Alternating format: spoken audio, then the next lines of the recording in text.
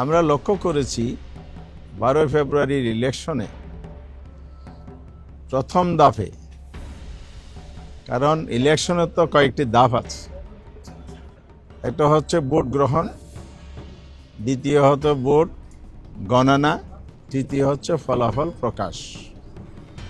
এই 3 ধাপের মধ্যে ভোট গ্রহণের বেলায় আমরা অতীতের তুলনায় কিছুটা গুণগত পরিবর্তন দেখেছি। খুনাখুনি, বড় ধরনের সহিংসতা তেমন দৃশ্যমান ছিল না। তবে ভোট গ্রহণকালীন সময়ে ভোট কেন্দ্রগুলো ভিজিট করতে গিয়ে আমরা যেটা দেখেছি, সেখানে অসুস্থ পরিবেশ বিরাজমান ছিল নানা ধরনের। অর্থাৎ ভোট গ্রহণ সূচনা সুন্দর হলেও সমাপ্তি সুন্দর হয় নাই। এখানে জাল ভোট হয়েছে প্রচুর, কালো টাকার ছড়াছড়ি হয়েছে এবং কোথাও কোথাও হুমকি দমকি, সন্ত্রাস, মারামারি অথবা হামলার ঘটনা ঘটেছে। বড় ঘটনা না ঘটলেও সুষ্ঠু নির্বাচনের জন্য এগুলো নির্বাচনকে প্রশ্নবিদ্ধ করার জন্য বিভিন্ন উপাদান তৈরি হয়েছে এখানে। সেকেন্ড থিং হচ্ছে, যারা নির্বাচন প্রক্রিয়ার সাথে জড়িত ছিলেন মাঠ পর্যায়ে, সেখানে প্রার্থীদের পক্ষ থেকে, প্রার্থী সিভিলিয়ানদের পক্ষ থেকে বিভিন্ন ধরনের অভিযোগ, কমপ্লেন দায়ের করা হয়েছে, কিন্তু সেগুলো কার্যত কোনো ব্যবস্থা আমরা দেখি নাই। এরপরে আইনশৃঙ্খলা নিয়োজিত বাহিনী, যৌথ বাহিনী, এখানে অস্ত্র উদ্ধারের জায়গাটাও আজকের কমিশনও একই কথা বলেছেন যে এখনো 4 শতাধিক পিস্তল হারানো উদ্ধার হয়নি। কিছু অস্ত্র উদ্ধার হয়েছে, আর অবৈধ অস্ত্র তো আছেই। সব মিলে এই জায়গাটাও নির্বাচনের মধ্যে প্রভাব তৈরির ক্ষেত্রে এই অস্ত্রগুলো ভূমিকা রেখেছে, আমাদের কাছে রিপোর্ট আছে। আরেকটা বিষয় হচ্ছে, কালো টাকা, অস্ত্র, হুমকি দমকির পাশাপাশি ইলেকশন ম্যানিপুলেশন করার কিছু কার্যক্রম আমরা লক্ষ্য করেছি। যেমন কোনো কোনো কেন্দ্রে সেখানে কর্তব্যরত অফিসাররাও নিজেরা ব্যালটে সিল মারার কাজে লিপ্ত ছিলেন বলে অভিযোগ আছে। দলীয় কর্মীরাও সিল মেরেছেন, অভিযোগ আছে। আবার ভোট গ্রহণকালে এখানে প্রতিমধ্যে বাধা দেওয়া হয়েছে, ভয়ভীতি ছড়ানো হয়েছে, ভোট কাস্টিং কম হয়েছে, ভীতিকর পরিবেশ তৈরি করা হয়েছে। আমরা যারা 11 দল একসাথে ইলেকশন করেছি, তাদের পক্ষ থেকে বারবার কমিশনকেও বলা হয়েছে, স্থানীয়ভাবে বলা হয়েছে, কিন্তু এটার কোনো পদক্ষেপ আমরা সন্তোষজনকভাবে পাই নাই। নির্বাচন শেষ হলো 4:30টায়, নির্দিষ্ট সময় অনুযায়ী 7:30টায় শুরু হয়েছে। 2 থেকে 3 ঘন্টা পার হওয়ার পরও দেখা গেছে ভোট কাস্টিং আশানুরূপ ছিল না। আবার শেষ দিকে কিছু কিছু কেন্দ্রে যে ভোট কাস্ট হয়েছে, 4:20-এর মধ্যে যে রেজাল্টটা রেকর্ড আমরা পেয়েছি, পরে পূর্ণাঙ্গ রেজাল্ট হওয়ার পরে দেখা যাচ্ছে সেই সেম কেন্দ্রে অস্বাভাবিকভাবে ভোট কাস্টিং দেখানো হয়েছে। তাইলে এখানে ব্যালট অতিরিক্ত ব্যবহার, এক্সট্রা ব্যালট ব্যবহার হয়েছে কিনা, এটা প্রশ্ন থেকে গেল। সব মিলে ইলেকশন ভোট গ্রহণের প্রক্রিয়ার মধ্যে এই ত্রুটিগুলো লক্ষ্য করা গেছে। সেকেন্ড হচ্ছে ভোট গণনা। গণনার ক্ষেত্রে কোথাও কোথাও এজেন্টকে ফোর্স করে বের করা হয়েছে, আবার যারা ছিলেন নিষ্ক্রিয় করা হয়েছে, কমপ্লেন দিলে ধমকি হুমকি দেওয়া হয়েছে, এ ধরনের কমপ্লেনও আছে। এটা সুষ্ঠু গণনার যেই সুস্থ পরিবেশ দরকার, সেটা কোথাও কোথাও ব্যাহত হয়েছে, এটা ছিল না।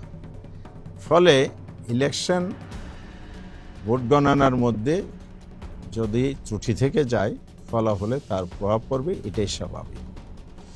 রেজাল্ট শিটেও দেখা গেছে ঘষা মাজা, কাটাছিটা, ওভাররাইটিং, এবং অনেক জায়গায় যে অরিজিনাল এজেন্ট ছিলেন প্রার্থীর, তার স্বাক্ষর নেওয়া হয়নি রেজাল্ট শিটে।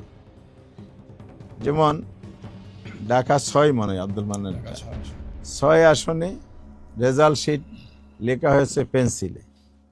সেখানে আমাদের প্রার্থী ছিলেন দাঁড়িপাল্লার ডক্টর আব্দুল মান্নান। রেজাল্ট শিটটা আমাকে দেখিয়েছে, কালকে আমি দেখেছি।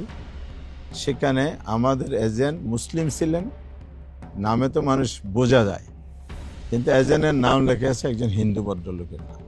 তো এজেন্ট নাম পরিবর্তন যে হয়ে গেল, তাহলে এটা এই রেজাল্ট শিটের বৈধটা কি?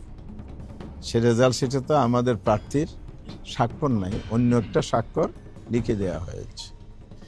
এরকম ত্রুটিপূর্ণ রেজাল্ট শিটও আমাদের কাছে আছে। এই বিষয়গুলো সহ ইলেকশন প্রক্রিয়ার মধ্যে যে ভোট গণনা ফলাফল প্রকাশে ত্রুটি হয়েছে, এগুলো নিয়ে আমরা আজকে কথা বলেছি। পার্টিকুলারলি 32টি আসন চিহ্নিত করা হয়েছে স্বল্প ভোটের ব্যবধানে, এখানে আমাদেরকে হারিয়ে দেওয়া হয়েছে, এটা আমাদের প্রার্থীদের বক্তব্য। সেখানে আল্লামা মামুনুল হক সাহেব, বাংলাদেশ খেলাফত মজলিসের যিনি প্রধান, জামায়াত ইসলামী সেক্রেটারি জেনারেল অধ্যাপক মিয়া গোলাম পরোয়ার আসন, ঢাকা 8 আসনের নাসিরউদ্দিন পাটোয়ারি, এই নামগুলো আপনারা জানেন, চিনেন, এই জন্য এগুলো বললাম। এই জন্য এই ধরনের আরও অনেকেই, যেগুলো আমরা তালিকা জমা দিয়েছি, কমিশনের কাছে বলেছি এগুলো রিকাউন্টিং করা হোক, পুনর্গণনা করা হোক। এই চট্টগ্রাম 14 কর্নল অলি সাহেবের ছেলে ওমর ফারুক সাহেব, উনি এখানে উপস্থিত আছেন। ওনার অনেকগুলো এভিডেন্স উনি কমিশনকে শো করেছেন, উনি কি করেছেন, কি কমপ্লেন ছিল। এরপরে প্রার্থী ব্যালট করার ক্ষেত্রে ঋণ খেলাফিদেরকে বৈধতা দেওয়া হয়েছে, দ্বৈত নাগরিকত্ব বৈধতা দেওয়া হয়েছে। এই বিষয়গুলো হলো মেজর বিষয় হিসেবে আমরা পেশ করেছি। কমিশনের কাছে আমরা এটাও বলেছি, আপনারা তড়িঘড়ি করে গেজেট প্রকাশ করেছেন, কারণ 12 তারিখ ইলেকশন হয়েছে, 13 তারিখ রাত 11টায় গেজেট প্রকাশ হয়েছে। তাহলে একটা লোক পঞ্চগড় থেকে, টেকনাফ থেকে, কুতুবদিয়া থেকে এসে আবার 13 তারিখ কমপ্লেন দায়ের করতে পারেন নাই। তার 14 তারিখ হলে তিনি পারতেন। তার মধ্যে ওমর ফারুক সাহেব একজন, তিনি ওখানে জিজ্ঞেস করেছেন, বলে যে এখানে না, অর্থাৎ উপজেলায়। তার জেলায় গেছেন, রিটার্নিং অফিসার গেছেন, বলে যে এখানে না। আবার উনি দৌড়ে আসছেন ইলেকশন কমিশনে, এখানে আসার পরও বলে যে গ্যাজেট হয়ে যাওয়ার কারণে সুযোগ নাই। এই যে বিষয়গুলো তড়িঘড়ি করে করা হয়েছে, অথচ 13 তারিখ সকালেই আমাদের ডেলিগেশন আসছিল, এনসিপির ডেলিগেশন আসছিল, তারা বলেছে আপনারা গেজেট প্রকাশ করবেন না, আমাদের এই কমপ্লেনগুলো আছে, পুনর্গণনা, বিশেষ করে এই কয়টি আসন স্থগিত রেখেই পুনর্গণনার মধ্য দিয়ে স্বচ্ছতার সাথে আপনারা রেজাল্টটা দেন, তারপরে গেজেট দেন। এখন প্রশ্ন তৈরি হচ্ছে, তড়িঘড়ি করার কারণ কি এটাই যে কমপ্লেনগুলো আসছে, সুতরাং এগুলো তাড়াতাড়ি করে ফেললে বেঁচে যায়। আমি জানি না, ওনাদের নিয়ত ভালো, ওনারা বলছেন, ওনারা স্বচ্ছতার সাথে করেছেন, সবই শুনেছি, কিন্তু আমরাও বলছি যে আমাদের কমপ্লেন আমরা দিয়ে গেলাম, আইনের দরজা খোলা আছে, ওনারাও বলেছেন, আমরাও আইনের প্রক্রিয়ার মধ্যে যাব। কিন্তু এখানে আমাদের রাইটটা যে ক্ষুণ্ণ করা হলো, এটা নিয়ে আমাদের প্রশ্ন রয়ে গেলে, এই কথা আমরা বলেছি।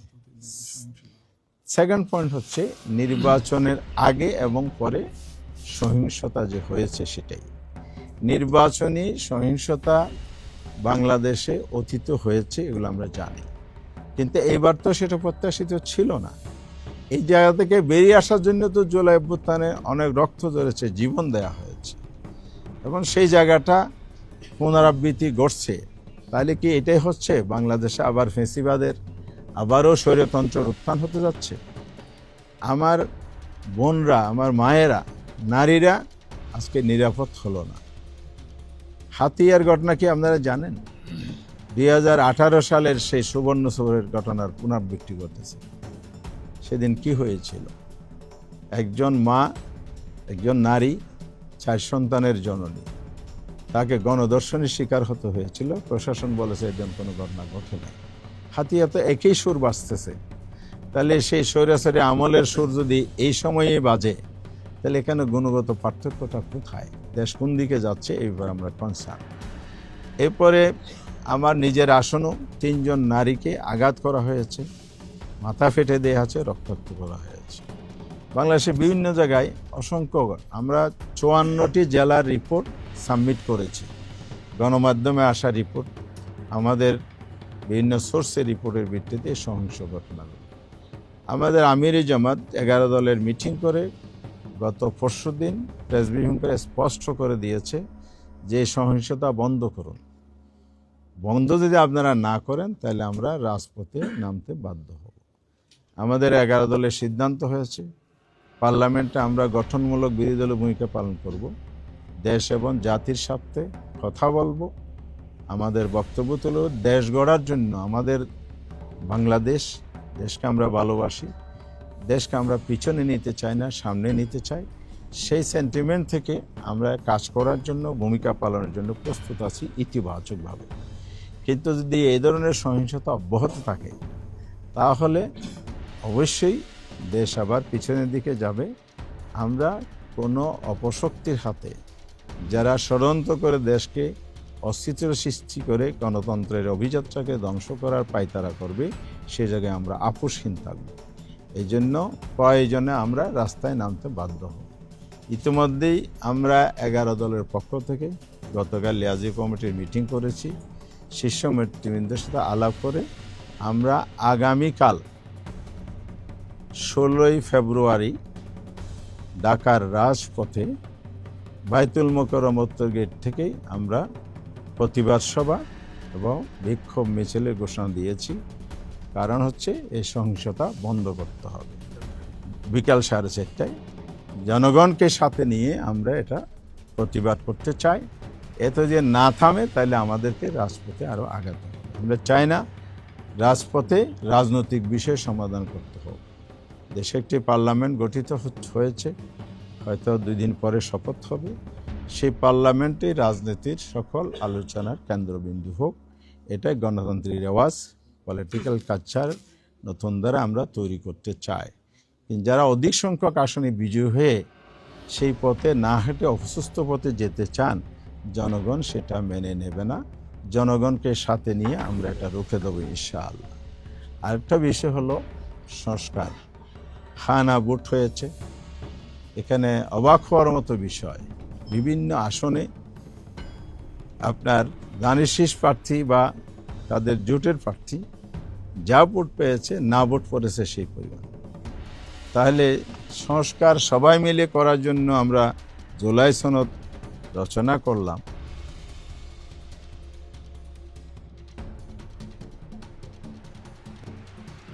আগামী দিনে। তবে আমরা এই জায়গায় স্পষ্ট করতে চাই, অনেক রক্তের বিনিময়ে জুলাই সনদ তৈরি হয়েছে, অনেক চেষ্টা, অনেক শ্রম সাধনা, রাষ্ট্রীয় কোষাগারের অর্থব্যয়, অনেক মানুষের অনেক সময় স্যাক্রিফাইস করার মধ্যে দিয়ে এটা হয়েছে। সেই জায়গায় যদি নতুন কোনো কিছু গড়তে যায় তাহলে এটা জনগণ গ্রহণ।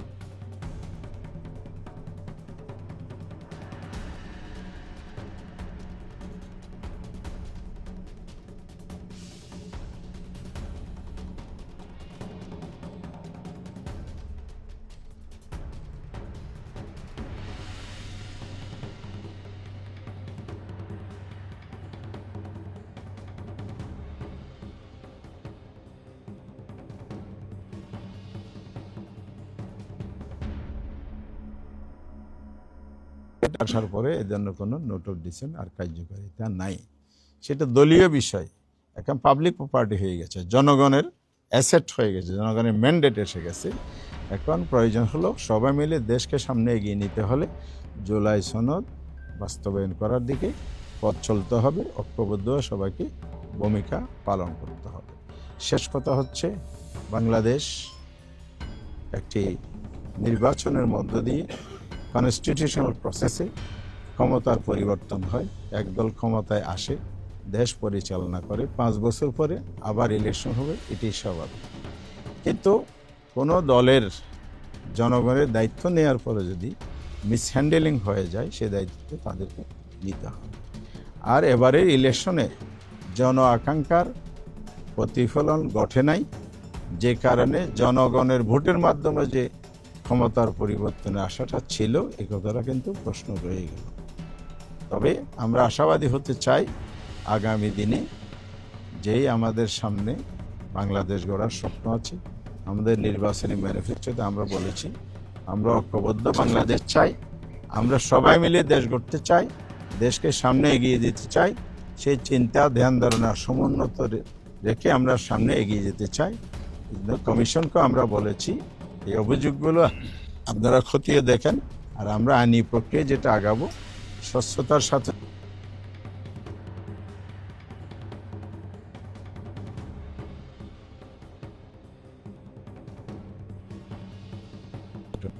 ফলক দেশে আইনের শাসন, ন্যায় বিচার প্রতিষ্ঠিত হবে।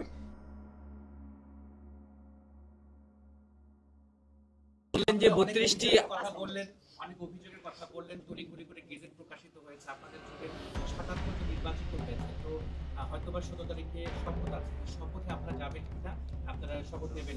জি, আমরা শপথের ব্যাপারে পজিটিভ সিদ্ধান্ত নিয়েছি। আমরা শপথও গ্রহণ করব, পার্লামেন্টও যাব, আমরা গঠন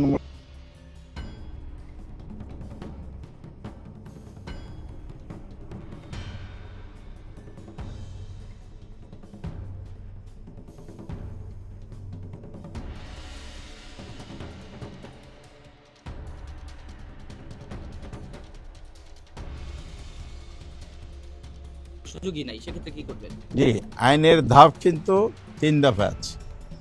একটা হলে ইসি করতে পারে, এরপর ট্রাইব্যুনাল আছে, এরপরে হাইকোর্টে রিট করা যাবে। এই আইনি প্রসেসগুলো আমরা অনুসরণ করব। 32-এর বাইরেও আমাদের কাছে এভিডেন্স সাফিসিয়েন্ট আমাদের হাতে আসতেছে, সেজন্য ব্যবধানের বাইরেও বড় ব্যবধান হারানো যদি এখানে এভিডেন্স পাওয়া যায়, সেক্ষেত্রে আমরা আইনের আশ্রয় নেব।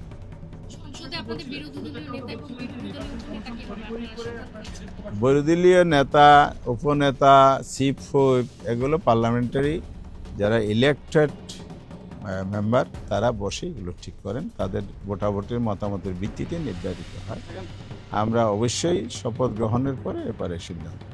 5 আগস্টের পর সবসময় আপনারা রাষ্ট্র সংস্কারের কথা বলেছেন, আপনাদের কি কখনো মনে হয়েছে কিনা যে ভোট পদ্ধতি সংস্কারের প্রয়োজন? আর এই নির্বাচন কি আপনারা যেমন আজকে এসে দোষারোপ করছেন নির্বাচন অফিসকে, তো নির্বাচন অফিসকে আইনের বাইরে কোনো কাজ করেছে কিনা? জি, ধন্যবাদ। সংস্কার তো কমিশনের মধ্যে নির্বাচন কমিশনের সংস্কারের কিছু বিষয় মৌলিকভাবে এসেছে। জুলাই সনদ বাস্তবায়ন হলে এগুলো আমরা সুফল পাব, যেহেতু কোনো বাস্তবায়ন হয়নি, সুফল পাইনি।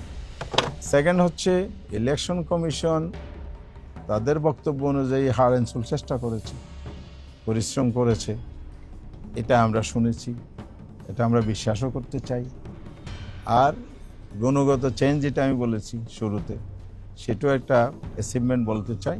কিন্তু মৌলিক জায়গায় আপনি যতই সুষ্ঠু ভোট গ্রহণ করেন না কেন, ফেয়ারলি যদি রেজাল্ট ঘোষণা না হয়, এখানে যদি ইঞ্জিনিয়ারিং হয়, আপনি যদি এটা চেক দিতে না পারেন, পদক্ষেপ না নিতে পারেন, এখানে ওই একটা দায়সারা গোছরের বক্তব্য দিলে হবে। এখানে দায় দায়িত্ব অন্যরা এড়াইতে পারবেন। ইলেকশন ইঞ্জিনিয়ারিং দায় দায়িত্ব ইলেকশন কমিশনকেও নিতে হবে। ইচি আমাদের এগুলো দেখবেন বলেছেন, এবং ওনারা ব্যবস্থা, প্রয়োজনীয় ব্যবস্থা যতটুকু কমিশনের ক্ষমতার ভিতরে আছে এটা নিয়ে বলেছে। আমরা সোশ্যাল মিডিয়াতে একটা ছায়া মন্ত্রিসভার বিষয় দেখতে পাচ্ছি। শিশির মনির ভাই একটা করতেছে, আসিফ মাহমুদ সজীব ভুঁইয়া একটা, তারপর সবাই যেহেতু আছেন, আপনাদের কি দলীয় কোনো পদক্ষেপ? এই বিষয়ে আমরা আনুষ্ঠানিক আলোচনা করি।